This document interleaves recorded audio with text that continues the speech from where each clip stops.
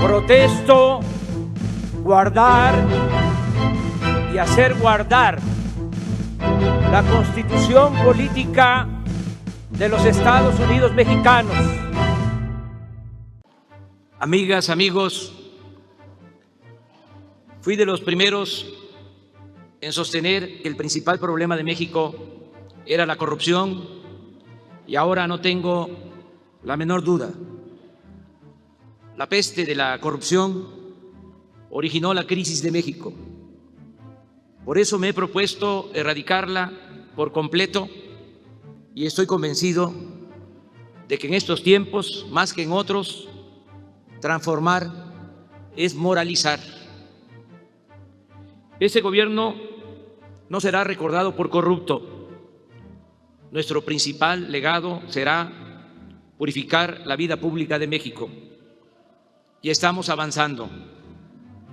No hemos emprendido persecuciones facciosas ni venganzas políticas, pero tampoco encubrimos a nadie ni permitimos la impunidad. Ya se acabó la robadera de los de arriba, pero todavía falta desterrar por completo el bandidaje oficial. La austeridad republicana es una realidad. Son hechos, no palabras. Ya no hay lujos en el gobierno y todo lo que se ahorra se destina a conseguir el bienestar del pueblo. Según cálculos oficiales, por no permitir la corrupción y por hacer un gobierno austero, hemos podido ahorrar durante nuestra administración alrededor de 560,000 millones de pesos. No es para presumir, pero en el peor momento contamos con el mejor gobierno. Estamos enfrentando dos crisis al mismo tiempo, la sanitaria y la económica, y vamos saliendo adelante. La pandemia no es un asunto político, sino de salud pública. Por eso he confiado las decisiones en esta materia a un equipo de profesionales con gran experiencia y capacidad. El coronavirus nos ha dejado dolor, tristeza y penurias, pero también ha fortalecido el amor en las familias, ha demostrado el humanismo y la entrega de los trabajadores de la salud y ha resaltado la conocida fraternidad de nuestro pueblo. Es indudable que saldremos de la pandemia con un mejor sistema de salud. Recibimos el gobierno con 401 hospitales abandonados, saqueados o a medio construir, y con un déficit de más de 200,000 profesionales de la medicina. En pocos meses hemos reconvertido, con el apoyo de los gobiernos estatales, de la Secretaría de Marina y de la Secretaría de la Defensa, 969 hospitales para atender pacientes con COVID-19. Se han instalado 32,203 camas y 10,612 con ventiladores. Asimismo, se han contratado 47,000 médicos generales, especialistas, enfermeras y otros trabajadores de la salud. Propusimos ante la ONU y se aprobó casi por unanimidad una iniciativa para que los medicamentos y las vacunas tengan carácter no lucrativo. México participa en los principales esfuerzos internacionales para desarrollar una vacuna contra el COVID-19. De manera específica destaco el compromiso que hicimos con la Universidad de Oxford, con el laboratorio AstraZeneca, con la Fundación Carlos Slim y con el gobierno de Argentina. Esperamos que ese acuerdo dé resultados desde noviembre y que podamos empezar a aplicar la vacuna a más tardar a principios del año próximo de manera universal y gratuita. La emergencia sanitaria mundial vivida este año ha planteado problemas muy graves para todos los países y nos obligará a todos a repensar y a cambiar muchas cosas.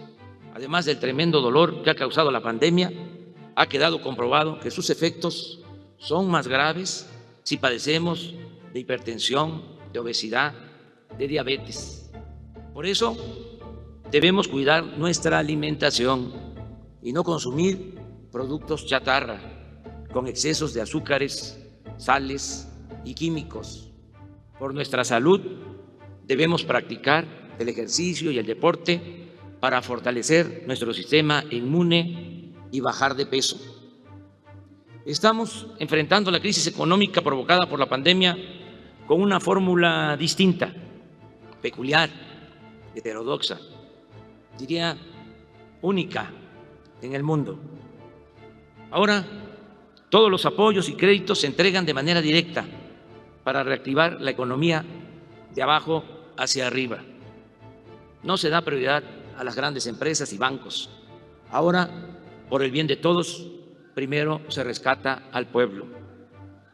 Es motivo de orgullo poder decir que en 7 de cada 10 familias está llegando cuando menos un beneficio o algo del presupuesto público, que es dinero de todos.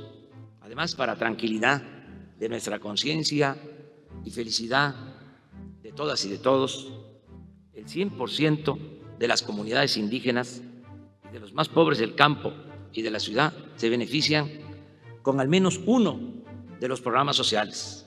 Aquí recuerdo lo que sostenía Adam Smith, que bien podría constituir uno de los fundamentos de la economía moral que estamos aplicando. Decía, por más egoísta que quiera suponerse al hombre, evidentemente hay algunos elementos en su naturaleza que lo hacen interesarse en la suerte de los otros, de tal modo que la felicidad de estos le es necesaria, aunque de ello nada obtenga, a no ser el placer, agregaría el inmenso placer de presenciarla. En otras palabras, la alegría ajena es nuestra propia dicha. No obstante, nos han reprochado que no emprendimos un rescate económico elitista para atenuar los efectos de la pandemia. Pero es un timbre de orgullo poder decir que ayudamos por medio de los programas sociales a 23 millones de familias. Imagínense cuántos adultos mayores han podido observar la reclusión sanitaria por contar con el derecho a recibir una pensión, así sea modesta.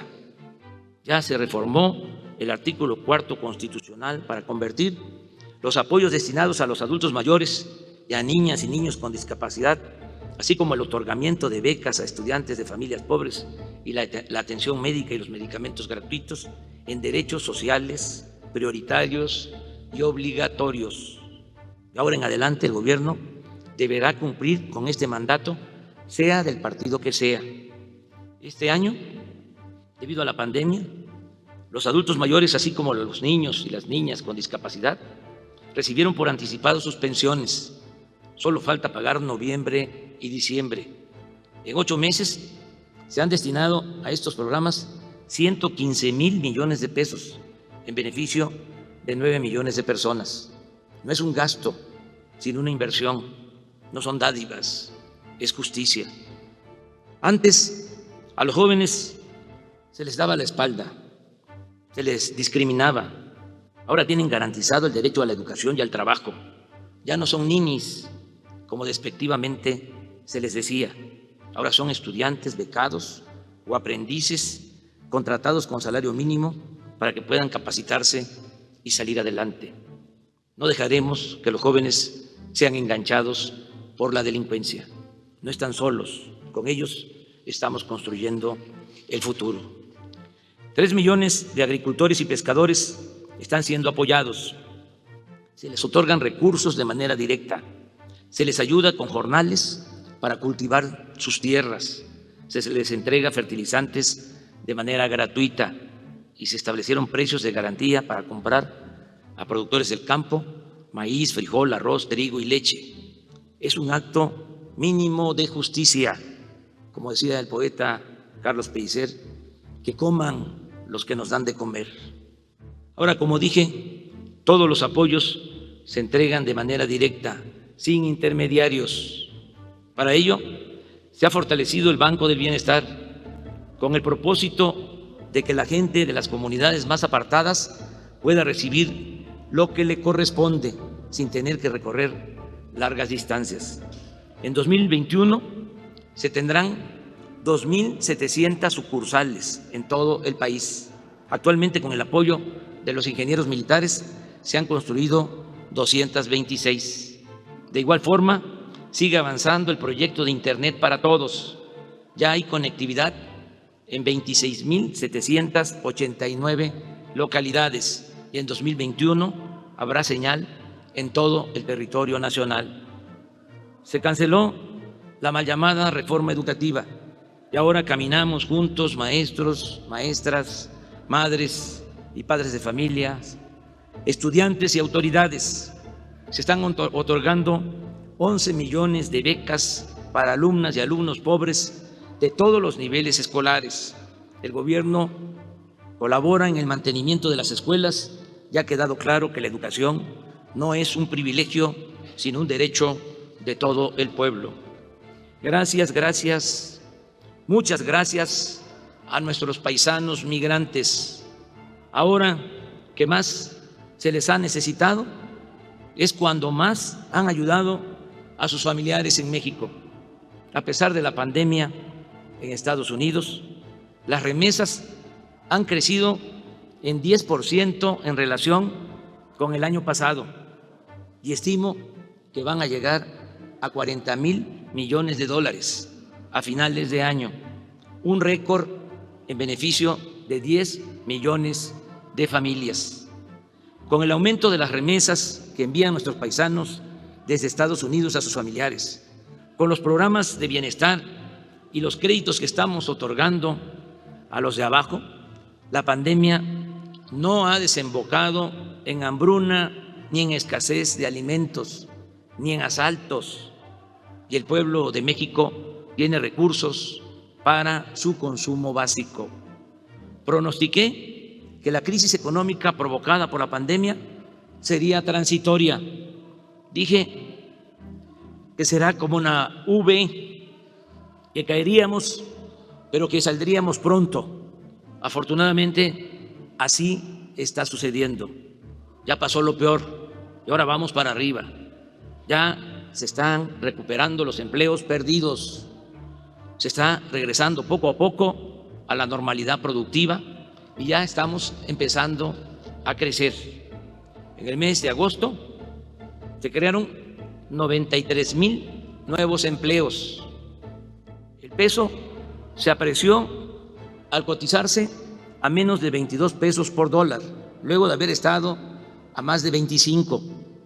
La mezcla mexicana del petróleo de cero pasó a 40 dólares por barril. El consumo de productos básicos, en vez de reducirse con la pandemia, aumentó en 9.5% en términos reales con relación al año pasado. La recaudación de impuestos se mantuvo prácticamente igual que en 2019. Lo mismo sucedió con la inversión extranjera directa. Durante el primer semestre del año llegó a 17,969 millones de dólares. Lo mismo que en 2019. La caída de la economía, a pesar del desastre mundial, fue de 10.4% en el semestre, pero aún con la debacle fue menor el daño que nos causó la crisis económica que nos está afectando que lo que se está registrando en otros países como Italia, España, Francia y Reino Unido. Debo agregar que casi todos los países recurrieron a créditos y aumentaron sus deudas en porcentajes elevadísimos. En contraste, nosotros hemos enfrentado la pandemia y vamos a salir de la crisis económica sin contratar deuda adicional y sin destinar dinero público a rescates, entre comillas, inmorales, es decir, a quienes no necesitan ser rescatados. Pero no debe olvidarse que al enfocar la solidaridad gubernamental a los más pobres, también beneficiamos indirectamente a los sectores que tienen alguna o mucha capacidad de ahorro. los programas sociales han permitido a millones de beneficiarios preservar algo de su poder adquisitivo y de su capacidad de consumo, y por eso no se ha cerrado el mercado a miles de empresas y de comercios. La relación con los empresarios ha sido buena y respetuosa. A pesar de la crisis, la mayoría no despidió a sus empleados. Baste un dato. Antes de la pandemia estaban inscritos en el Seguro Social 20.500.000 trabajadores en cerca de 1 millón de empresas. En los momentos más difíciles se perdieron 1 millón de empleos y ya estamos recuperándolos. ¿Cuántos empleos se mantuvieron a pesar de la pandemia? 19.500.000 empleos. La mayoría de las empresas mantuvo a sus trabajadores. Los empresarios mexicanos cumplen con sus contribuciones. Aceptaron aumentar el año pasado 16% al salario mínimo. Este año 20% al salario mínimo. Y decidieron voluntariamente aportar más para pensionar mejor a los trabajadores. Además, los hospitales privados nos han ayudado a enfrentar la pandemia y las televisoras de empresas particulares nos están apoyando para transmitir clases por radio y televisión a 30 millones de estudiantes. No tengo más que decirles gracias en nombre del gobierno y de nuestro pueblo. México es un país, sin duda, con porvenir y un ejemplo mundial de cómo hacer realidad el progreso con justicia. La principal riqueza de una nación no está en su infraestructura o en sus finanzas y ni siquiera en sus recursos naturales, sino en su población y sus culturas, en la gente que la conforma y le da historia y existencia. Invertir en ella, en la población, en los mexicanos, en el pueblo. Invertir en su alimentación, su salud, su educación y su bienestar en general es lo mejor que se puede hacer para garantizar la fortaleza del país y su desarrollo presente y futuro. Desde julio pasado entró en vigor el nuevo tratado comercial con Canadá y Estados Unidos. En estos momentos de crisis, el acuerdo que firmamos significa impulsar las actividades productivas, conseguir más inversión extranjera, crear más empleos y lograr más bienestar para nuestro pueblo. En este contexto debe verse mi visita a Washington para entrevistarme con el presidente Donald Trump, quien nos trató con respeto y, lo más importante, elogió a nuestros paisanos que viven y trabajan honradamente en Estados Unidos de América. Mantenemos buenas relaciones con todos los pueblos y gobiernos del mundo. En materia de política exterior, nos apegamos a los principios constitucionales de no intervención, autodeterminación de los pueblos, solución pacífica de las controversias y cooperación para el desarrollo. Como es sabido, México fue el país que más votos obtuvo para formar parte del Consejo de Seguridad de la ONU. Con el apoyo de los trabajadores y de los técnicos de Pemex y de la Comisión Federal de Electricidad, estamos rescatando a estas empresas públicas, haciéndolas más eficientes, limpiándolas de corrupción y cumpliendo el compromiso de no aumentar el precio de las gasolinas, del diésel, del gas, de la luz. Y esto lo vamos a sostener durante todo el sexenio. Por convicción, hemos decidido cuidar el medio ambiente como nunca lo hicieron los anteriores gobiernos.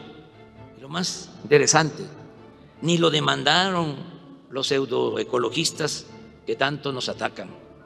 Solo subrayo que estamos aplicando el programa de reforestación más importante del mundo, sembrando 1.100 millones de árboles frutales y maderables. No se permite el uso del maíz transgénico ni el fracking. Se cuida el agua y no hemos entregado ni una sola concesión para la explotación minera.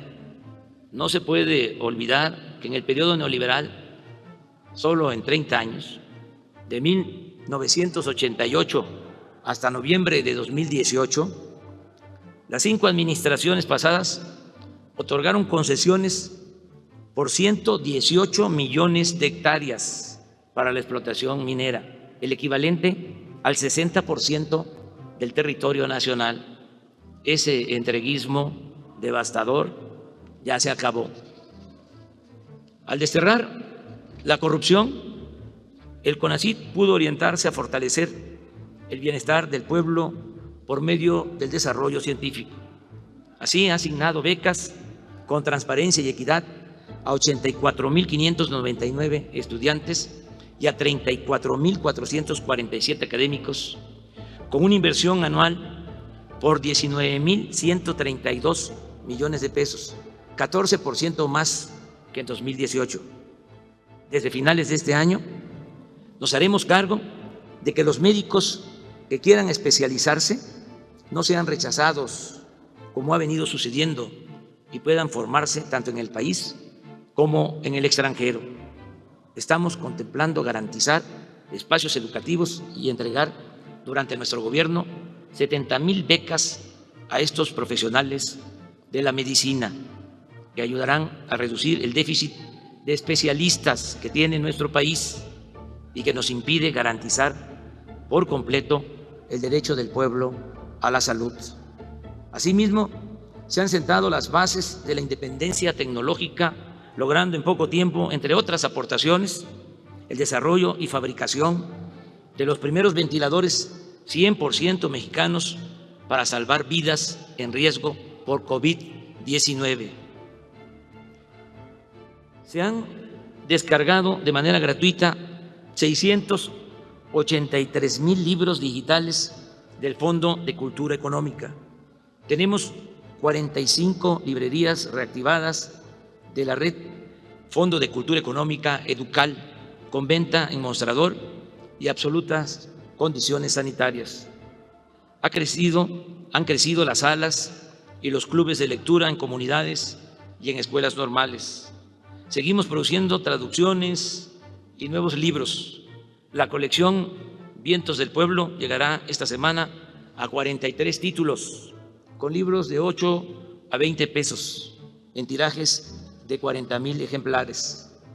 Tal como nos habíamos comprometido y con miras a la conmemoración el año próximo de los 700 años de la fundación de Tenochtitlan, de los 500 años de la invasión colonial y de los 200 años de la consumación de nuestra independencia, han comenzado a entrar en imprenta los títulos de la colección 21 para el 21, para ser entregados masivamente a partir del año que viene en ediciones de 100,000 ejemplares producidos por el Fondo de Cultura Económica y financiados por el Instituto para Devolver al Pueblo lo Robado, que incluyen obras de Guillermo Prieto, Elena Poniatowska, Octavio Paz, Emilio Abreu Gómez, Mariano Azuela, Vicente Rivapalacio, Martín Luis Guzmán, José C. Valadez, Luis Villoro, Emilio Carballido, Nelly Campobello, Carlos Monsiváis y Heriberto Frías.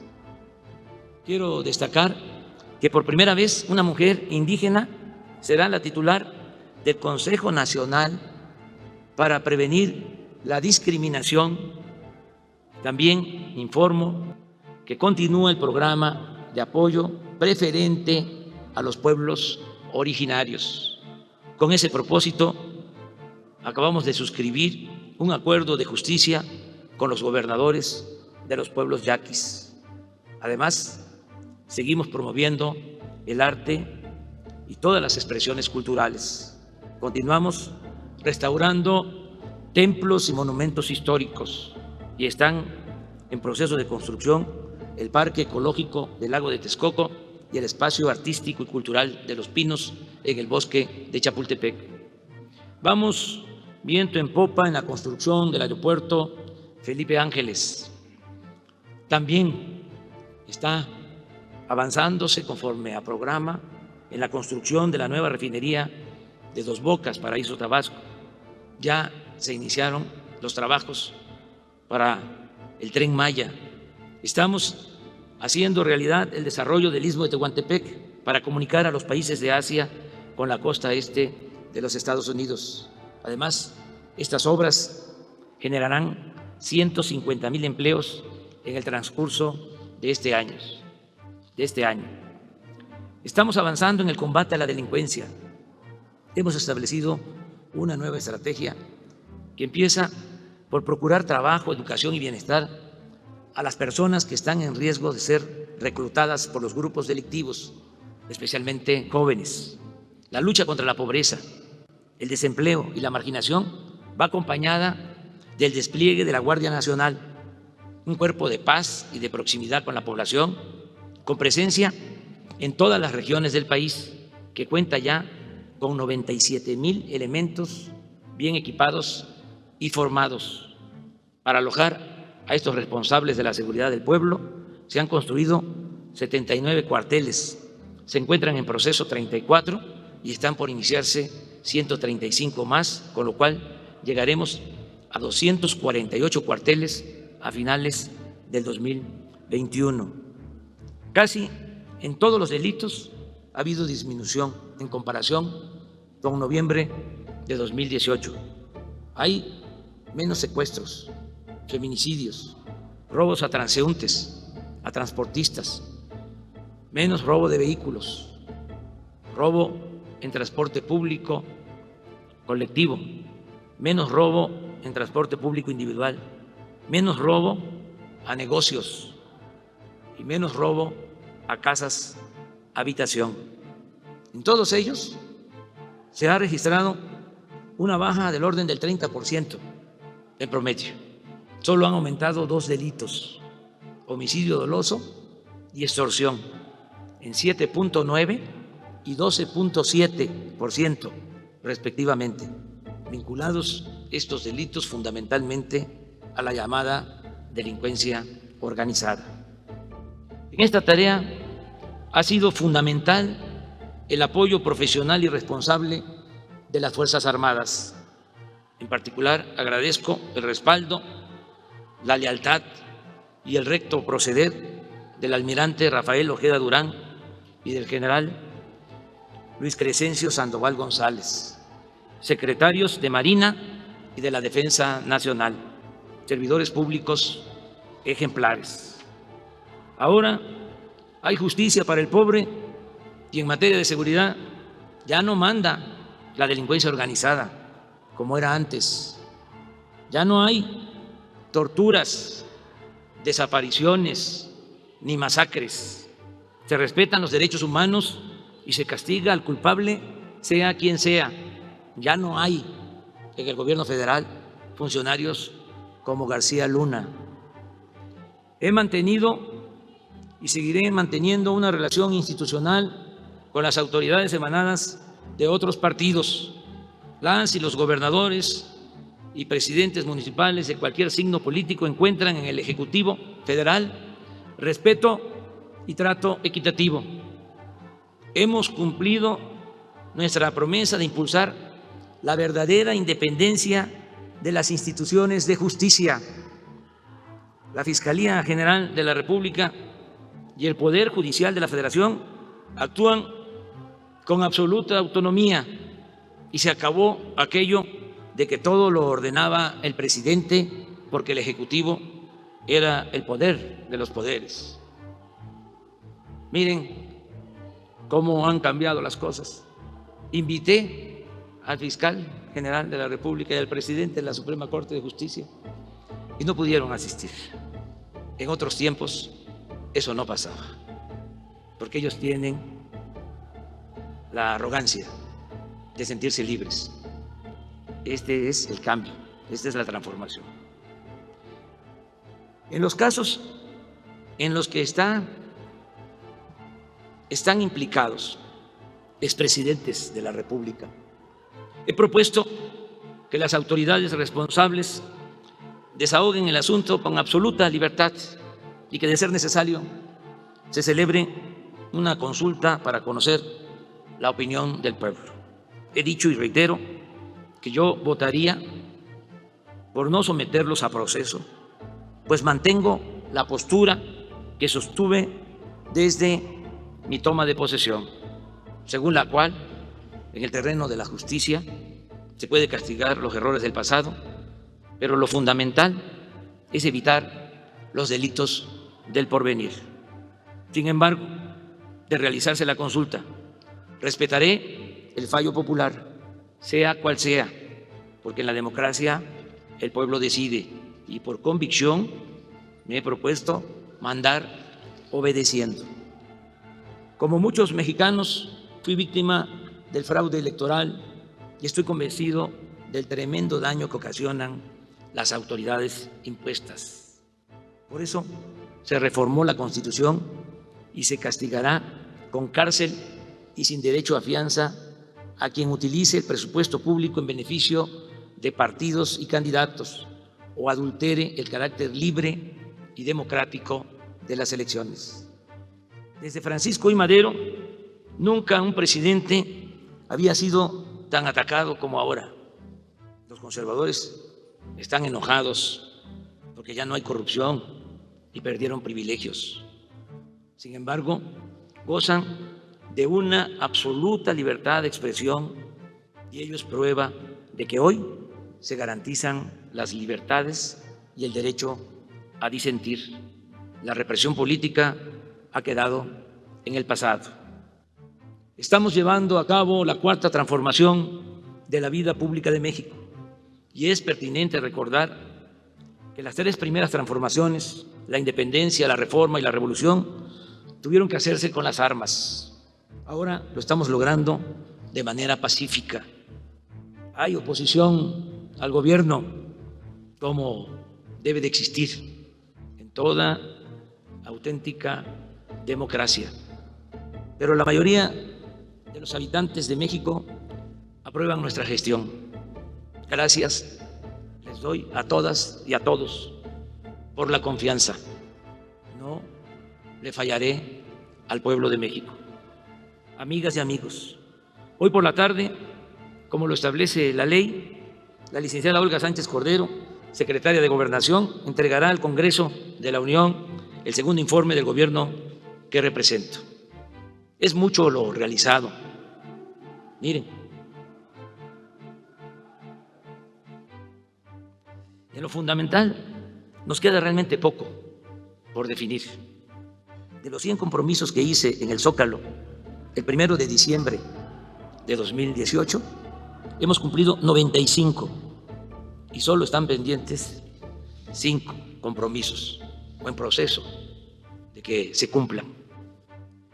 Desde el primer día de mi gobierno se ha venido aplicando el proyecto de nación que propusimos a la sociedad y que obtuvo un respaldo abrumador en las urnas el 1 de julio de 2018.